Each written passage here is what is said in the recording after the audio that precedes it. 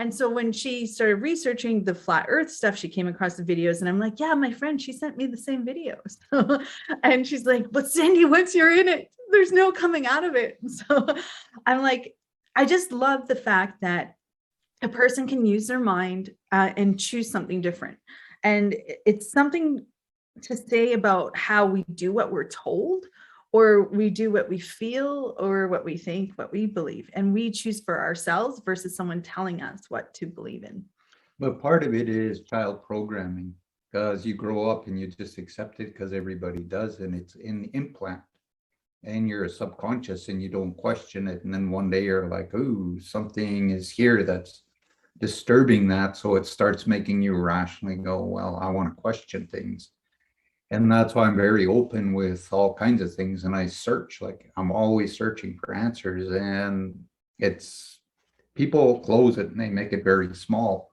The universe is not small. It's very convoluted. It's always shifting, shaping, forming, and your realities change with how big you can allow that expansion. And where that programming is a real challenge.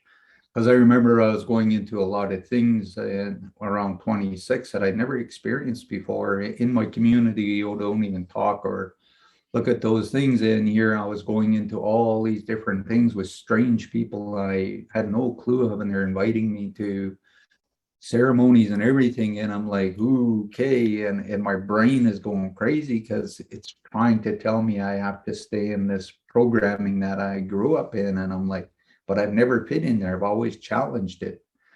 So even though I was scared at times, I would still push past that, and I would question, and I would just keep doing that until I could see what is beyond it. So that programming, we don't realize how powerful it is when we're children. It's an implant or a filter or something, and discovering that, because if you find a fear around something, then there's something hidden in you need to look at, or a belief of some kind that, maybe somebody just said something and you just made up your mind and believe something. But you never looked at it to fully understand it. So that's why I like talking about all kinds of topics and reading stuff and sharing and sitting with people, like exploring different kinds of ceremonies with different people. And it's very eye-opening when you can start seeing the connections, how all these things link, and they all came from one source, the creator, and they came into different individuals, and then they brought it in and they translated it, that lifted people to a certain point. Then over time it got distorted and altered and changed from whatever that truth was. So trying to put these pieces together sometimes is, like I say, a lot of work, a lot of searching, reading, studying, really evaluating and looking at your beliefs, because you're the only one that's going to carry it. Nobody can ever stop you from thinking or believing or holding on to something. Everybody's got to do it on their own. Like when you look in the mirror, it's like really looking at yourself and really seeing and loving yourself for who you truly are. Like, can you really see yourself through all your thoughts and feelings to who you truly are? A lot of people fear that. That's their biggest fear, to look in the mirror and actually see who they truly are. So these belief systems from our childhood is very powerful. Like I say, I grew up in a native community, half Eskimo, half Indian, and I was the odd man out. I didn't fit in anywhere. So there's times I would read things and do things just to make people really paranoid. And I'd let people know it. So I get, and they're like, oh yeah, there's that evil guy who's doing that again. And I'm like, whatever, right? And I just want to do this and stir up things. And I go and sit with the elders, and sometimes they get really mad at me and they'd say all kinds of stuff. It's like, you don't do this. And it just pissed me off more, right? And then finally one day I just go and sit with them and I tell them all kinds of things that just freak them right out, right? And I just sit there and smile and wait to see what they do. Then they just tell me, get out. They didn't want me in their place because now they're all freaked out, right? So really challenging those things inside ourselves, because we can only do that. And this is what Buddhist monks do over a lifetime, is they find fearful things to look at and learn, and to get guided and taught to go past whatever a fear is, because you manifest whatever the fear is. So you can remove these things and you just open and let the universe come in, and it's magical. Yeah. And you're in your best classroom. You're the one that knows you, what is triggering you for your fears and your belief system. Like, just like I believe you die when you're 94 years old. Like, you can't really go past 110, like no quality of life after that. Well, hey, there's something. There's something to look at. Is it possible to have quality life past 100? And then if so, how far can you go? And then it's like stretching my own belief inside myself through reading different books or listening to different people talking. And then I get to choose if I want to accept that or not. It's the same with I felt with the flat earth. It was like, I didn't really want to put the energy into listening to the videos because she even said, oh, this one's 5 hours. It's the best. And I was just like, 5 hours. That's like way too long. And then she's like, okay, well, here's a shorter one that's really good too. So I listened to the shorter one, and it was really interesting. There was an energy that came in near the end of it. And I was like, it felt like a light bulb went on inside my head. And it's like maybe my third eye opened or something. And it was just like this energy came through me. And I was like, oh, that's how they see it. And I was like, I recognized there was this moment where I could choose to go down that rabbit hole or into that belief, and I could accept it really easily because there was an energy there that felt really good and it was exciting. And I was like, oh, this is that energy that just opens and closes whenever you're going through things. And it's like asking you, do you want this? I feel this is my belief. It's like checking in, and I was checking with myself. I'm like, I got a lot on my plate right now.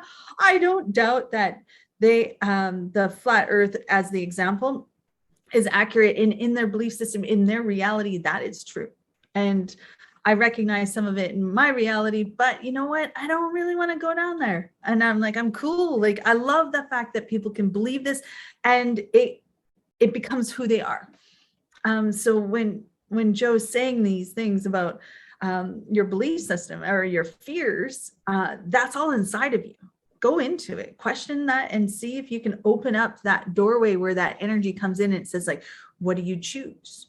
What do you want to choose? What do you want to believe? Because it kind of feels like whatever you choose to believe is going to be true to you. It's like lots of people, they explore spirituality, they explore lots, they talk about astral traveling, they talk about lots of things. And I'm like, when you start getting into that, it makes the universe so big. It changes your reality of these small little human experiences, and it just keeps expanding. And when you choose to become a healer and you realize you can affect or change things in a person's life, even on the other side of the world, for a lot of people, that's very frightening. Or to even say a prayer and see how that changes and alters and affects a whole dynamics of a family, like literally changes their reality just from that prayer. And you start becoming really conscious of these energies and these awarenesses. And even people, they can feel you, they can become aware, they can see all kinds of stuff. When I was on Denman Island, I was with this woman. She was over 15 years older than I was. And I was in a relationship with her, and she was super, super psychic. And I'd be on the other side of the island working and doing something with somebody, and she would be picking up everything. And when I would get home, she would start telling me all the stuff she was picking up off me.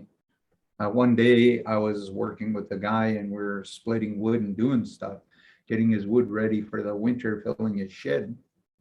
And a memory, he did something that triggered my memory of something to do with a residential school, and this anger and rage. And I just battling these thoughts, and they were just coming in. And I couldn't get mad at him. I mean, he was helping me, I was helping him, and whatever, right? And I just promised I would help him get all this wood done and everything like that. So for quite a few hours, I was just going through this. And then I get home, and I'm having a tea, and then she starts telling me of all these things she saw in my head and what was going on with how I was battling and dealing with these experiences from my childhood. And I'm like, holy shit, you mean you're like on the other side of the island and you're inside my head and you're actually watching and listening to everything? And I'm like, okay, there's nothing hidden here. It's like Why are you trying to hide things? Why do you believe there's such thing as secrets and that? And there are other odd times I would go places, and when I would come home, as soon as I would walk in, she'd start telling me things, and I'm like, it felt like she was right there watching everything.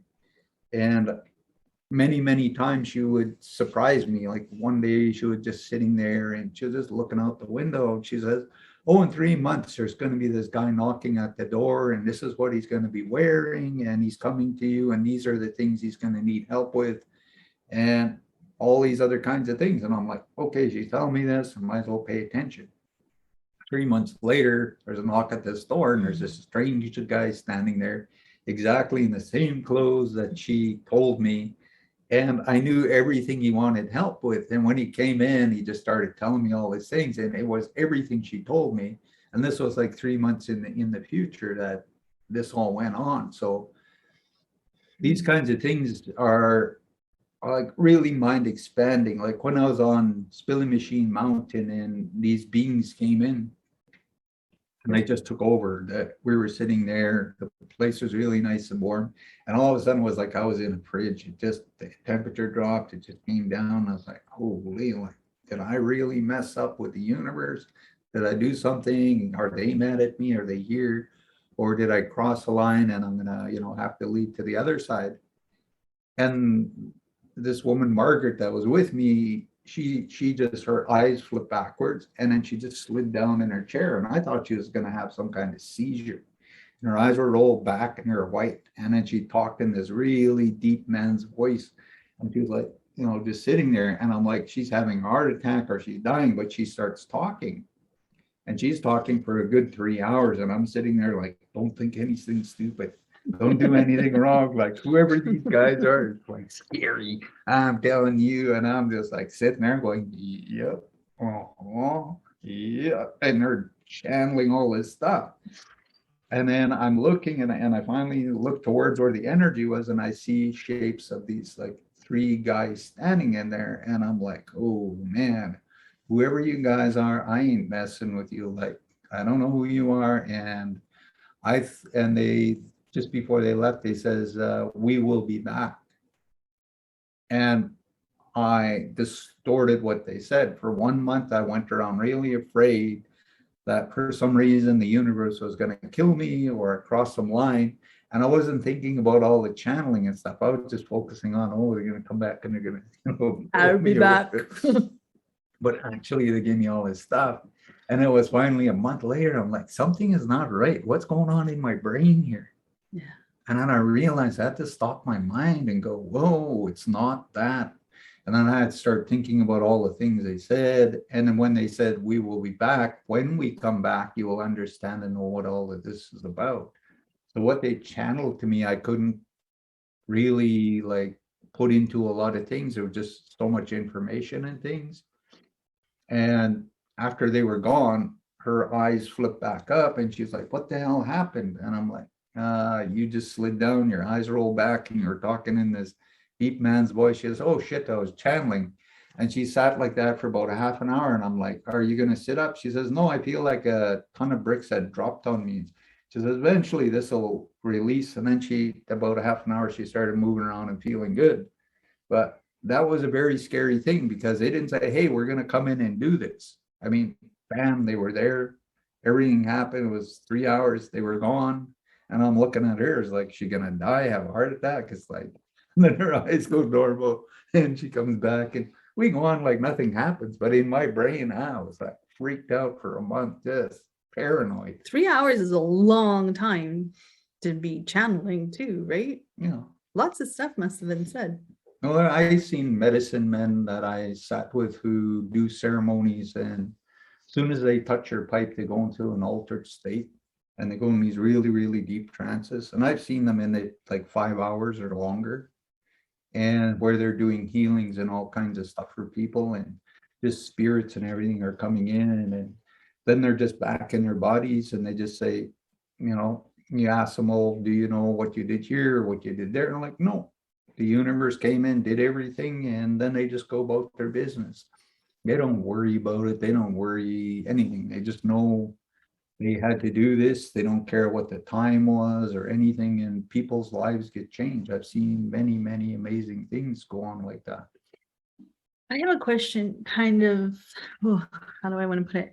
It's like, let's say I choose a belief that helps me to heal a trauma. Mhm. And I share this belief with other people, but Mhm. nobody else is accepting that belief. And so nobody else with similar trauma can even will heal from it via that belief. But it worked for me. Mhm. So it's a good thing when it comes to me, my belief in my healing, but doesn't mean it's going to be the same for another person. And that goes with beliefs. Yeah, but that's where you allow the universe to prove things, because if you've experienced it, there are other people out there that will understand and recognize, and they've had similar experiences. And that's where I'm always, the universe proves and everything. When I channel and I see things in that, I don't care if I'm right or wrong. It's just the universe will prove it, and I'm human and I sometimes distort things or whatever, but I try to be as clear as I can to whatever I'm bringing through, trying to help people. So you can ask the universe to prove it to me. If this is true and this will heal my trauma, or that I'm on the right path with this belief or this Or how I thought, teach it, or how I teach it, okay, then prove it. because there's something in it that you haven't really opened up to understand. So you might need to ask them that then. How do I teach this? And if you're going to teach it, they will start giving you those answers. So when you sit with somebody, the way you're going to tell them is you're going to allow that channeling, so that person receives the energy and recognizes what you're saying, and then it changes their lives. So the universe has ways to do that, and that's something I've always done, because there are so many beliefs on this planet, and I can follow anyone. I can go into anyone. I can go deep in. If I wanted to be a yogi, I could easily go to India, and next thing you know, I'll be sitting there floating in the air with a turban and saying Om and stuff. I mean, it'd be easy for me to go in and take on that life aestheticism and all the things they do. And I always told the creator, I want to follow the path that I came here to follow. And there's so many beliefs, and I've searched and studied so many things. I don't want to get confused and go down one area and try to drag everybody there, going, well, this is the one that's right. And so I spent most of my life trying to understand how that all fits together. And after about 55 years of life, I started seeing all these things and how they came together. And then you realize it's just from one source. And it just expanded and opened up. And that's why I leave things open-ended. I don't say, well, it's this way or that way, because you might be holding on to something that's working for you, and it might fit in and bring those changes, and there's a blend there. So, but those beliefs, other things that are inside there, something to really look at and question for yourself. Like Zarina being 200 years old. How is that? Absolutely not enough. Nice. I want more. 2000, then we're talking. At least. Death is a virus. Yeah. Yeah. It's an energy we just carry, and that's where you got to let go of that concept and that belief, right? And Totally. looking into the light and looking for the good beyond, because if you're going to live that long, you got to be very curious. You're going to have a curious mind, because that curiosity will prolong your life. It'll keep bringing you further and further in the future, because if you're curious and you're willing to explore and evolve, the universe is going to keep giving you more. And time will pass, and one day you will look back on it and be very thankful. My granddad told me this. He says, a person who is curious will live a very long time, but a person, soon as they say they have nothing more to do on this earth, they're gone. And I've seen it so many times. Even when I went to visit elders, they say, there's nothing more for me to do. And then about a month later, they're dead. And I'm like, and I would see this in my community. People would say certain things, and I'm like, my granddad said that, and sure enough, you're that person. So as long as you're curious, and that's what God wants, he wants you like a little child, he wants you to stick your head in that little hole and wonder if you could crawl down to the end. Is the earth flat? So, and that opens up all these other realities, and you Yeah. tap into a bigger energy that just will support your life and sustain you, and welcoming in that light in the future, because you have to welcome it to walk in it. And that's why I'm like, call in the fourth and fifth dimension energy, call in those angels and your higher self, and whatever your future self is, that's going to support and help you with all of that reality.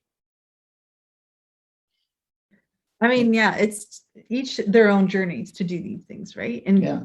what belief do you want to go into? What do you want to understand? I love this death one. That's really curious to me. And the death one, go ahead. I wanted to read you something, or try to translate it here. It was something like an affirmation that you can say to yourself every day, which goes something like, I'm alive now, therefore my drive to live must be stronger than my drive to die.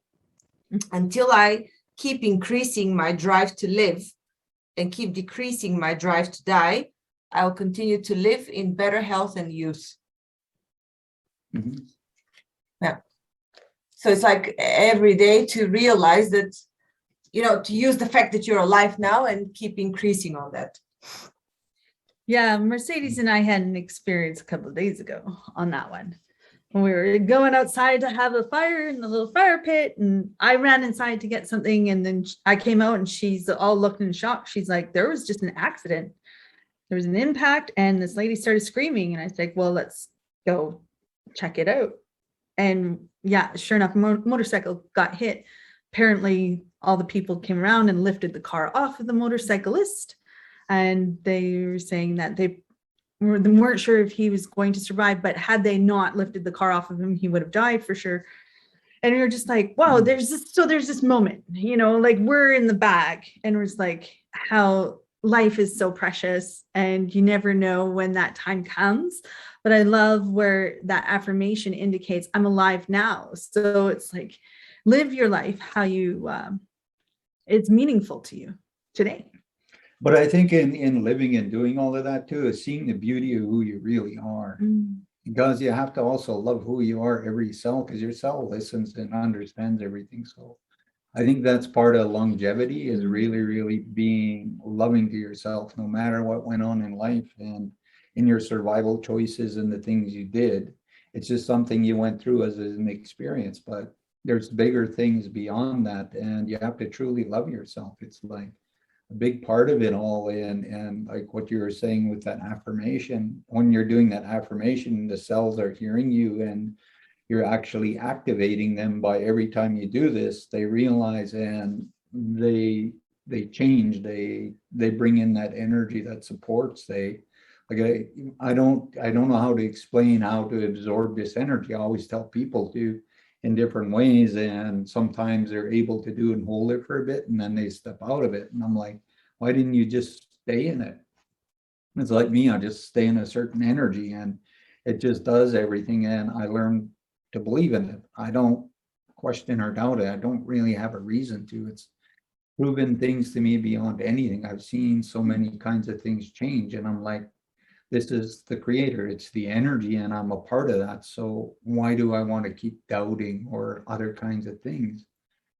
So really loving, because there's something bigger inside you and around you. That's, like I say, your cells, once they start realizing they got permission to do this, they start, like I say, opening up. If you think a cell is 13 dimensions, then how do you activate all those dimensions and open up fully to your highest potential and capacity?